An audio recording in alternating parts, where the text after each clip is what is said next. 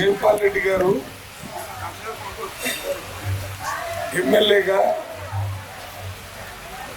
ఎంపీగా, కేంద్ర మంత్రిగా, బెస్ట్ పార్లమెంటేరియన్ అవార్డు తీసుకున్నటువంటి గొప్ప ప్రజాస్వామ్యవాది. ఏ పార్టీలో ఉన్నా నిరంతరం ప్రజలకి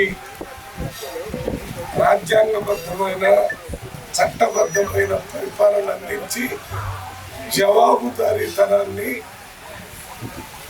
ప్రజాప్రతినిధులు అందించాలని నిరంతరం తప్పించి పోరాటం చేసినటువంటి నాయకుడు.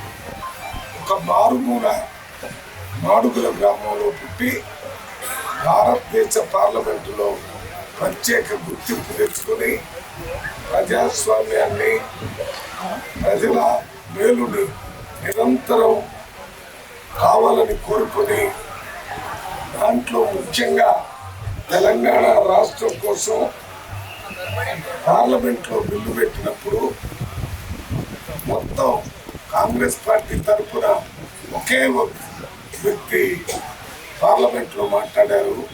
ఆ మాట్లాడినటువంటి వ్యక్తి జైపాల్ రెడ్డి గారు. జైపాల్ రెడ్డి గారు మాట్లాడిన తర్వాతనే బిల్లు పాస్ కావడం జరిగింది. ఆ బిల్లు ఏ రకంగా పాస్ చేయాలనే విషయాన్ని కూడా ఆనాటి స్పీకర్ మీరా కుమార్ గారికి, ప్రతిపక్ష పార్టీ నాయకురాలకి మరి సోనియా గాంధీ గారితో మాట్లాడి మన తెలంగాణ పార్లమెంట్ సభ్యులందరినీ ఏకతాటిపైకి తెచ్చి పార్లమెంట్లో తెలంగాణ బిల్లును తీసుకొచ్చినటువంటి వ్యక్తి. వారు లేకపోయినా వారి ఆలోచన విధానాన్ని, వారి